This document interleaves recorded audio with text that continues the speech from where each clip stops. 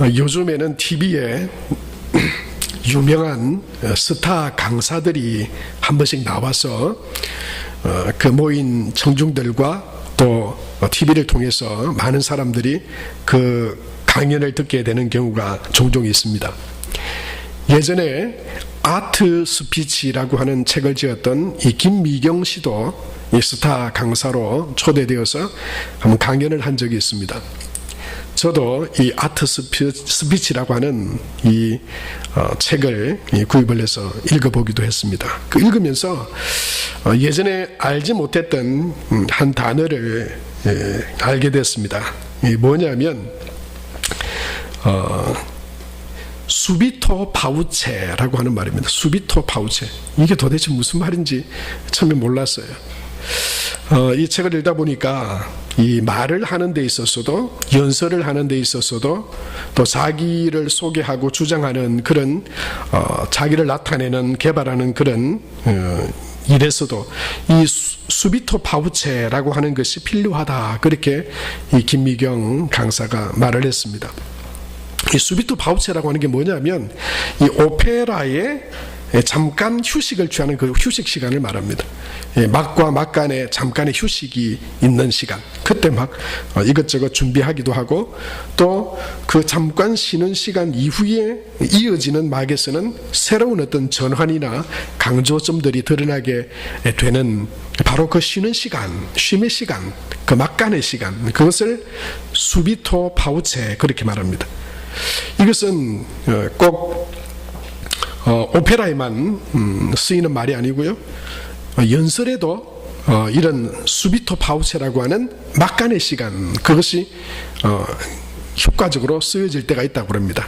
10분 정도 연설을 할 때는 한 2번 정도 잠깐, 계속 이어서 말하지 말고 잠깐 전환이나 강조할 부분에 잠깐 쉼을 주고 그 다음에 전개해 나갈 때 그것이 청중들로 인해서 청중들이 잘 기억에 남게 이렇게 듣게 되는 그런 용어를 말하는 것입니다. 연설에서나 오페라에서나 또 다른 그런 전환이나 강조를 필요하는 곳에 쓰여지는 말이 이 수비토 파우체라고 하는 것입니다.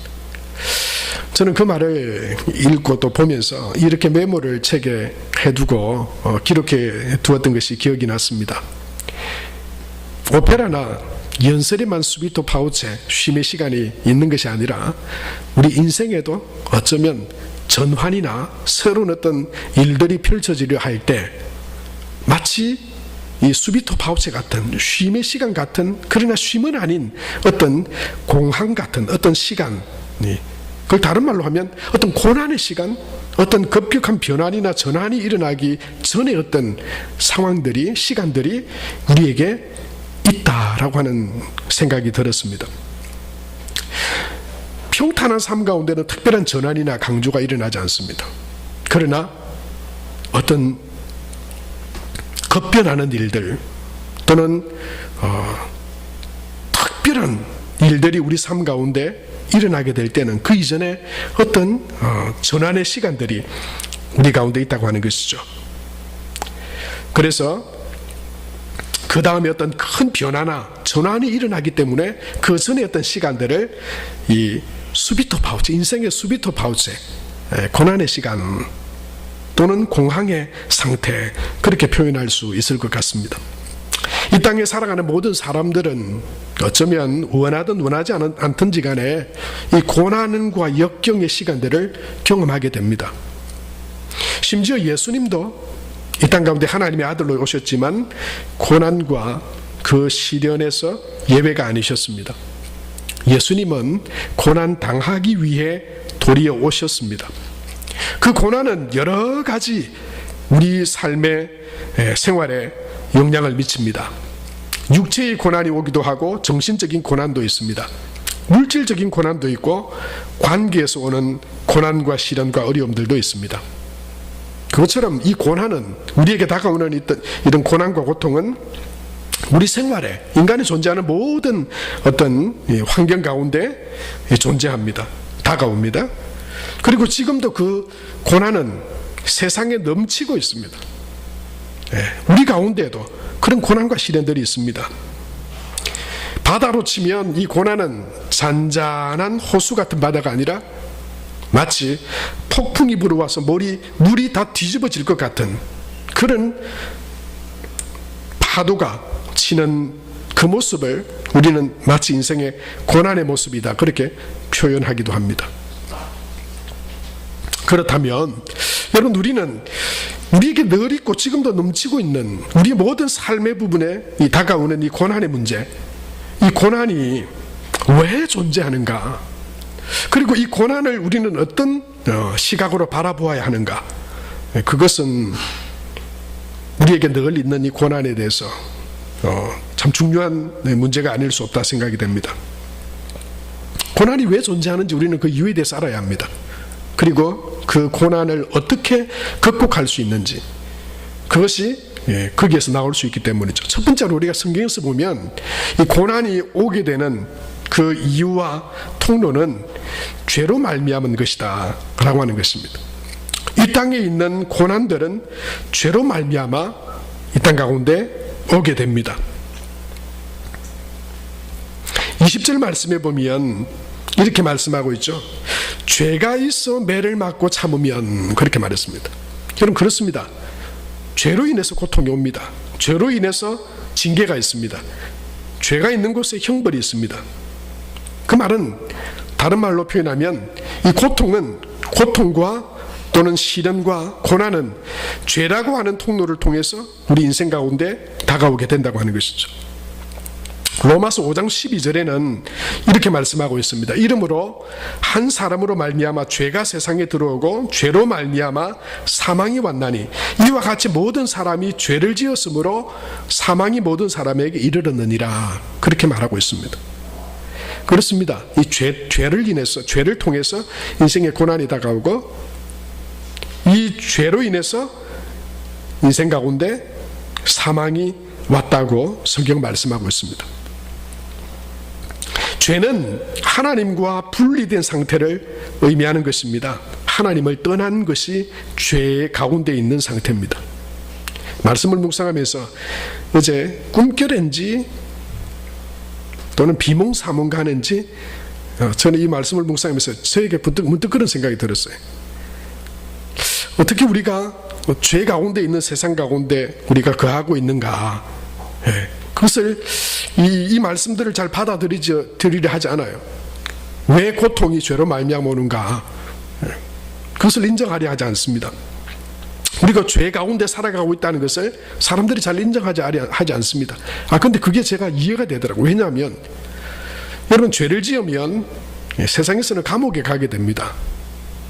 근데 죄인들을 한번 생각해 보였어요. 저는 한 번도 이 감옥에 들어가서 죄인이 되어 본 적은 없지만, 죄수가 되어 본 적은 없지만, 죄인들 중에, 감옥에 있는 사람들 중에도 착한 사람이 있습니다.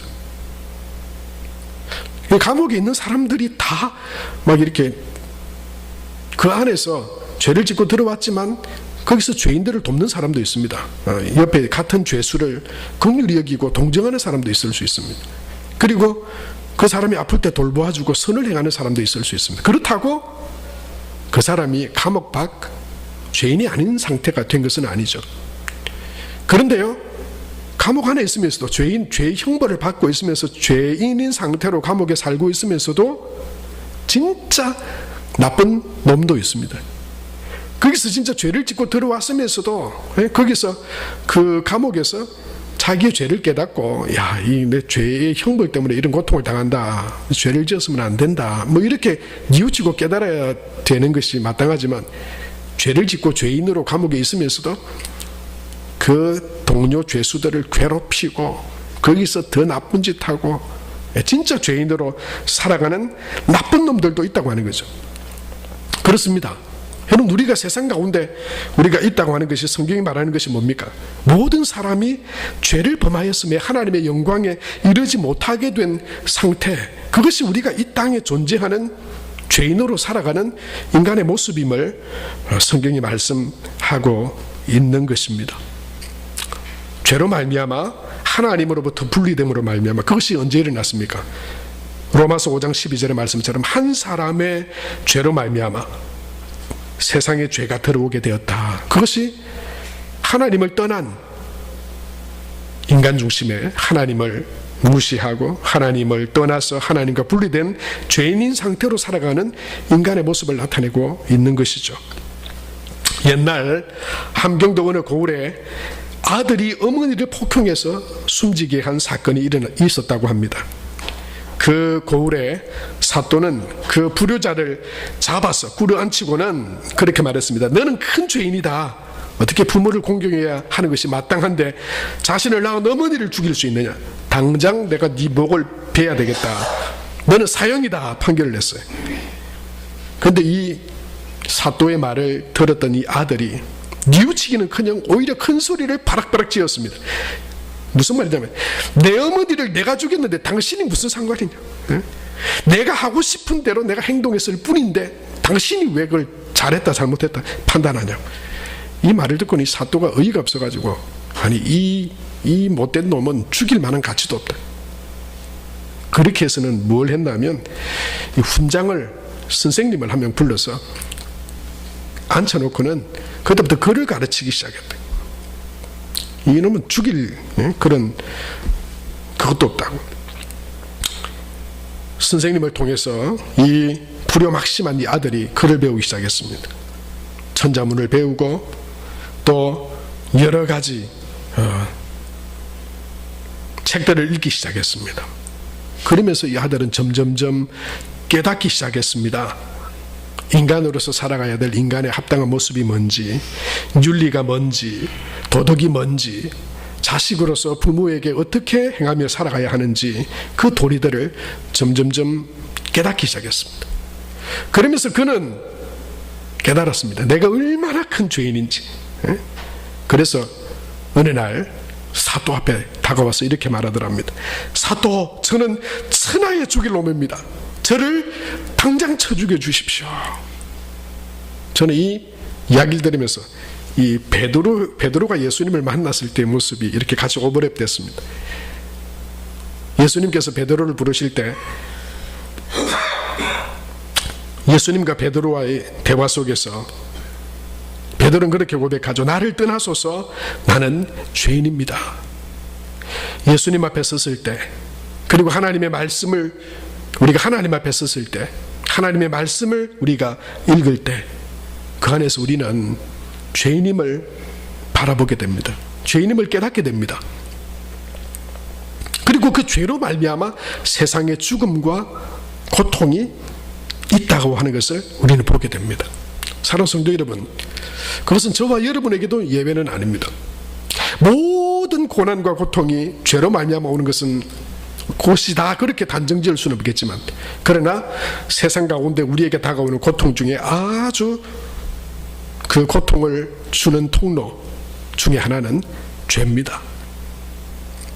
그 죄가 하나님과 우리 사이를 가로막는다고 이사야 59장 2절에는 말씀하고 있습니다.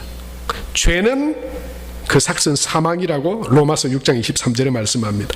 모든 사람이 죄를 범하였음에 하나님의 영광에 이르지 못하게 되었다, 그렇게 말씀하고 있습니다. 그리고 그래서 하나님의 아들 예수님은 요한일서 3장 8절 말씀에 보면 이렇게 말씀하고 있죠. 하나님의 아들 예수님이 이 땅 가운데 오신 이유가 기록되어져 있습니다. 우리 다 같이 한번 읽겠습니다. 죄를 짓는 자는 마귀에게 속하나니 마귀는 처음부터 범죄함이라. 하나님의 아들이 나타나신 것은 마귀의 일을 멸하려 하심이라. 그렇게 말씀했어요.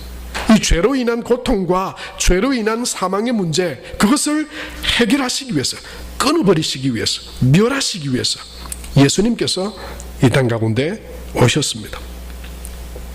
베드로가 예수님께 질문했습니다. 형제가 내게 죄를 범하면 내가 몇 번이나 용서해야 합니까? 그런데 예수님은 70번씩 7번이라도 용서하라, 그렇게 말씀했습니다. 490번 용서하라는 말이 아니라 무한 용서하라, 그렇게 말씀하고 있는 것이죠. 그렇습니다. 죄로 말미암아 우리 가운데 고통이 오지만, 그러나 그 죄로 말미암은 고난과 고통과 시련을 극복하고 이기는 비결은 죄를 회개하는 것입니다. 회개하면 돌이키십니다. 회개하면 도리어 복이 되게 하십니다. 죄로 말미암아 우리 가운데 사망과 우리 가운데 고난과 고통으로 역사하던 그 사탄 마귀의 일들이 예수 그리스도의 그 보혈의 능력을 믿고 하나님 앞에 예수 그리스도의 그 피를 힘입어 회개할 때 우리 가운데 오던 그 고통과 고난은 끊어지고 하나님의 돌이키시는 역사가 우리 가운데 있게 된다고 말씀하시는 것입니다. 성도 여러분, 우리는 이 말을 기억해야 합니다. 돌이키면 돌이키십니다. 우리의 허물과 죄를 하나님 앞에 자복하면 하나님은 깨끗하게 하시고 용서하십니다. 이것이 은혜입니다. 여러분, 이것이 하나님의 약속입니다. 여러분, 이 단순한 진리를 우리는 결코 무시해서는 안 됩니다. 왜요? 만약에 이렇게 생각해 보세요. 내가 돌이켜도 그분이 돌이키시지 않는다면 이건 엄청난 재앙입니다. 그것은 도무지 소망이 없는 것입니다. 그래서 내가 예수 그리스도 안에서 돌이키면 그분이 하나님이 돌이키십니다.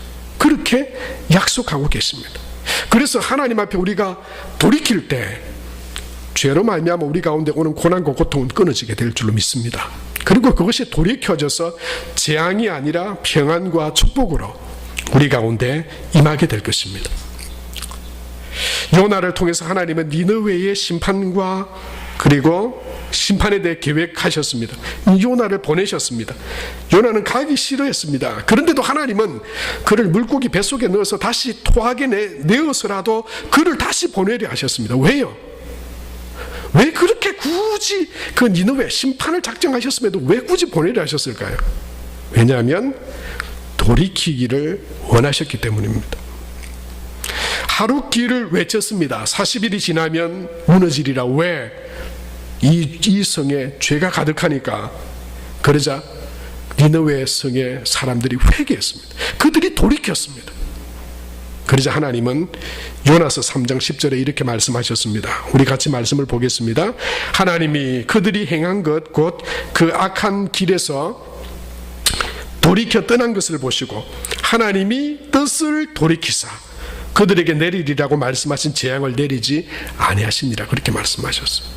사랑하는 성도 여러분, 하나님 앞에 돌이킴은 하나님이 돌이키시는 은혜로 우리 가운데 다가옴을 기억하고 우리가 하나님 앞에 돌이키며 우리의 죄를 버리고 하나님의 선하심과 기뻐하심을 따라 살아가려고 할 때 이사야 61장 3절에서 말씀하고 있는 것처럼 슬퍼하는 자에게 화관을 주어 그 죄를 대신하게 하고 기쁨의 기름으로 그 슬픔을 대신하게 하고 찬송의 옷으로 그 근심을 대신하게 하시는 돌이키시는 하나님의 그 풍성한 은혜가 저와 여러분 가운데 풍성하게 되기를 바랍니다. 우리가 돌이키면 하나님이 돌이키십니다. 우리가 당하는 이 세상에 당하는 많은 고난 가운데 죄로 인한 고난들이 있습니다. 그러나 모두 그것 때문만이라고 말할 수는 없습니다. 말 그대로 애매한 고난도 있습니다. 오늘 성경에서는 베드로전서 2장 19절에 이렇게 말씀하고 있습니다. 애매히 고난을 받아도 하나님을 생각함으로 슬픔을 참으면 이는 아름답다. 그렇게 말씀합니다. 그러니까 여기에는 애매한 고난도 있다고 하는 것이죠. 죄로 인해서 맞는 고난도 있고 애매하게 당하는 고난도 있다고 하는 것입니다. 현대인의 성경의 번역으로는 이렇게 말씀하고 있어요. 억울하게 고난을 받더라도 하나님을 생각하고 슬픔을 참으면 이것은 칭찬할 만한 일이다. 그렇게 말하고 있습니다. 여러분, 억울해 보이고 애매해 보이지만 그것을 인해서 우리가 고난 당할 수 있습니다만 그 안에는 하나님의 계획하심이 있습니다. 억울해 보이고 애매해 보여서 억울해서 불평하고 원망할 수 있습니다만 그러면 남는 건 상처밖에 없습니다. 억울하다 생각하고 불평하면 하나님에 대한 우리의 믿음은 점점점 힘을 잃어버립니다. 하나님을 신뢰해야 합니다. 그리고 우리는 불평하지 말아야 합니다. 불평하면 도리어 상황도 삶도 망칠 뿐입니다. 그래서 시편 37편 7절에는 이렇게 말씀하고 있습니다. 여호와 앞에 잠잠하고 참고 기다리라. 자기 길이 형통하며 악한 꾀를 이루는 자 때문에 불평하지 말라. 저건 분명히 죄를 짓고 잘못하고 있는데도 고난과 시련보다는 뭐 더 잘 돼. 근데 난 뭐야? 난 그렇게 나쁜 일을 하지도 않았는데 내게는 왜 이렇게 고난과 시련이 있단 말인가? 아우, 짜증나. 하나님에 대해서 그런 원망의 마음, 불평의 마음 가지지 마라 말씀하고 있어요. 왜 그렇습니까? 하나님의 때와 계획이 있기 때문입니다. 하나님의 뜻하신 계획과 시간이 있기 때문입니다. 다른 말로 하면요, 하나님은 절대 애매하지 않으시다는 겁니다. 우리가 볼 때는 애매해요. 하나님, 제가 이 고통당하는 게 도대체 뭐 때문입니까? 왜 제게 이런 시련이 있습니까? 막 억울한 마음이 생기려 하고 애매하고 희미해 보이고 도무지 그 원인을 찾지 못해 보일 그런 때가 있어요. 그때 막 마음에 원망하는 마음, 불평하는 마음들이 우리 안에 일어나려고 그래. 그런데요, 우리가 볼 땐 그렇지만 하나님이 볼 때 애매한 건 하나도 없습니다. 하나님 앞에는 모두가 명확합니다. 하나님이 그것을 허락하셨을 때는 하나님의 분명한 목적과 계획이 있다고 하는 것입니다. 그래서 오늘 성경에 보면요, 그렇게 말해요. 하나님을 생각함으로 참으면, 애매하게 고난을 당하지만 하나님, 제가 볼 때는 제가 그 원인을 나는 모르겠습니다. 왜 내가 이런 삶을 살아가야 되는지 난 모르겠습니다. 하나님 애매합니다. 원통합니다. 그러나 하나님께는 절대 하나님은 애매하지 않으시고, 하나님은 그 모든 것의 계획을 가지고 계시고 하나님의 선하신 뜻을 가지고 계시고, 그리고 갈라디아서 4장 말씀에처럼 때가 차면 하나님께서 때가 차면 하나님이 그 아들을 보내사 여자에게서 나게 하시고 율법 아래 나게 하셔서 그 고난 당하심으로 우리를 구원해 주신 것처럼 하나님 분명한 때를 가지고 계시고 하나님은 명확한 계획을 가지고 계셔서 하나님을 믿는 그 믿음으로, 하나님을 생각함으로 지금 슬프고 힘들지만 애매하고 억울할 때도 있지만 참으면 아름답다고 말씀했어요. 사랑하는 성도 여러분, 우리는 믿음 안에 참고 인내하며 기다릴 때 우린 그렇게 고백하게 됩니다. 아, 하나님이 이렇게 하시려고 그때 그렇게 하셨구나. 사랑하는 성도 여러분, 저와 여러분이 다 그런 믿음 가운데 나아가는 삶이 될 수 있게 되기 바랍니다. 다윗의 고난을 보세요. 요셉의 고난을 보세요. 이해할 수 없었습니다. 왜 이런 고난과 어려움을 내게 주시는지. 애매하고 부당해 보이고 억울했습니다. 이해할 수 없었지만 그러나 원망하고 불평하지 않았습니다. 그 가운데 하나님을 생각함으로 참았습니다. 요셉은 그가 그 고난과 고통의 시간들을 지나고 난 뒤에 그는 형제들에게 이렇게 말했습니다.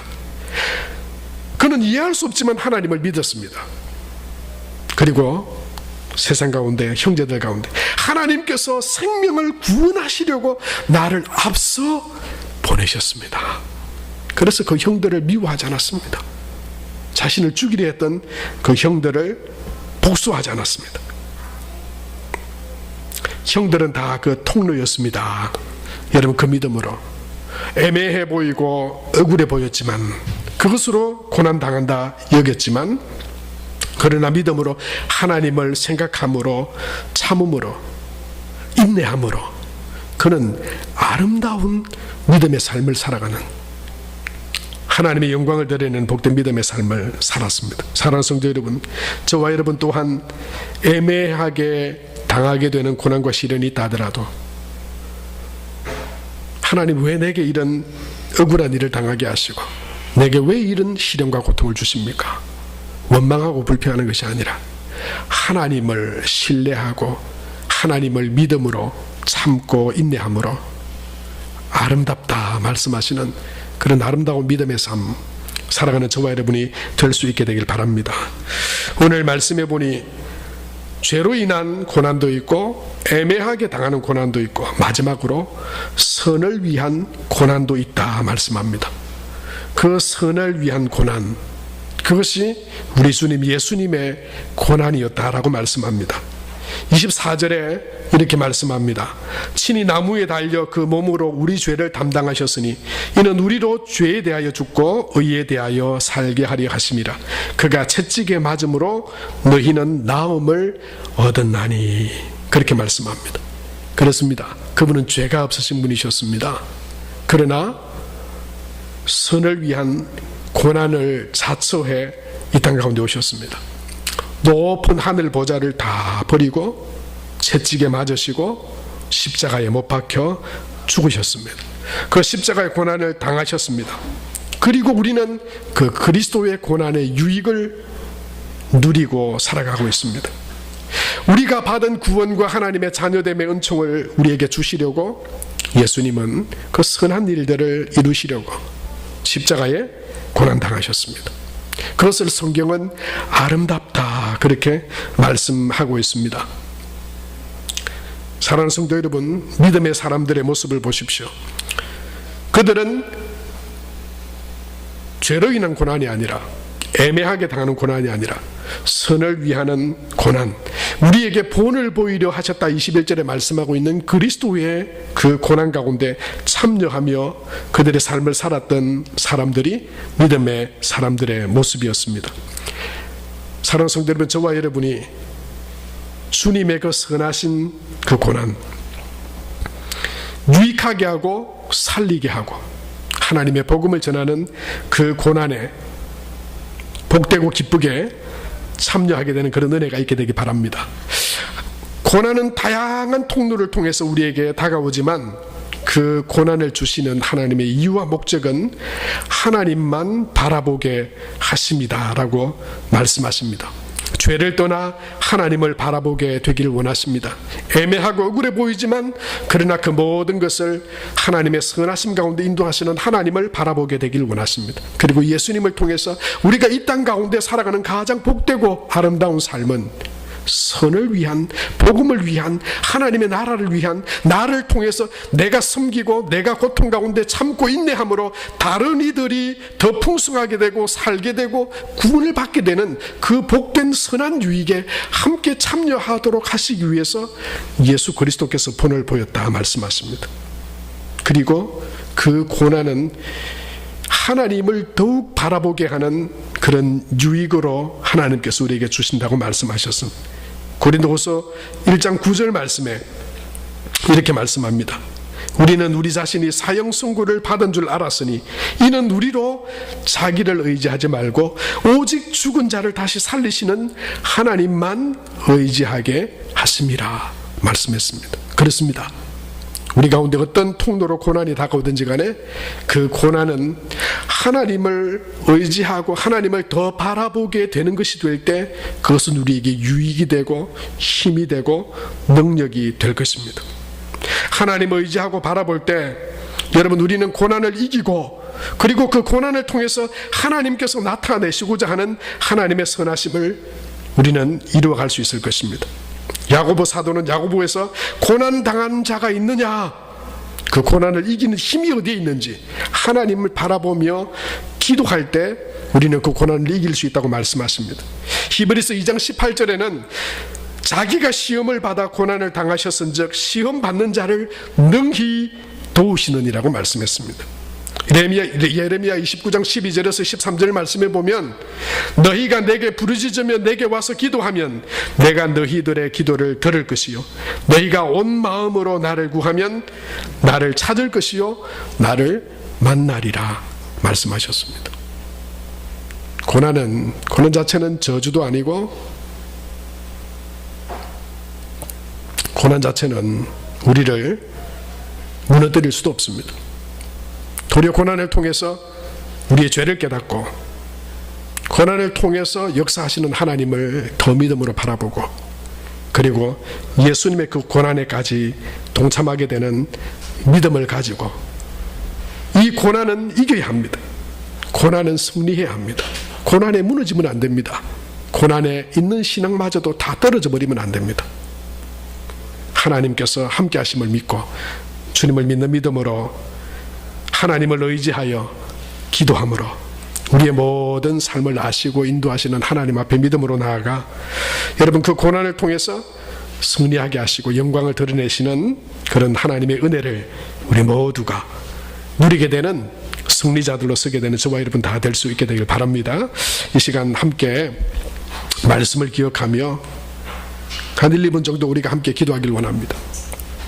하나님, 제 삶에 고난이 있습니다. 제 삶에 어려움이 있습니다. 제 삶에도 시련이 있습니다. 시련이 있었습니다. 그리고 앞으로도 있을 것입니다. 그러나 하나님, 그 고난이 나의 죄 때문이지 아니하게 하시고, 죄가 있다면 돌이키시는 하나님께 진정한 회개와 신앙으로 서게 하시고, 그리고 알 수 없는 억울하고 애매한 상황 가운데 우리가 고난당할지라도 원망하고 불평하는 삶이 아니라 하나님은 명료하시고 분명하십니다. 하나님께 애매한 것은 없습니다. 하나님을 신뢰합니다. 하나님의 뜻과 계획이 있음을 믿습니다. 그리고 믿음으로 하나님을 더 의지해서 기도함으로 나아가서 예수님의 그 고난이 아름답고 우리에게 유익하고 구원과 생명을 주시는 그 고난이 되었던 것처럼, 하나님, 우리도 기꺼이 주님처럼 그런 복된 유익한 고난의 자리에 주와 함께 참여하는 삶이 되게 하여 주옵소서. 이 시간 함께 우리 삶을 드리며 기도하며 하나님 앞에 나아가겠습니다.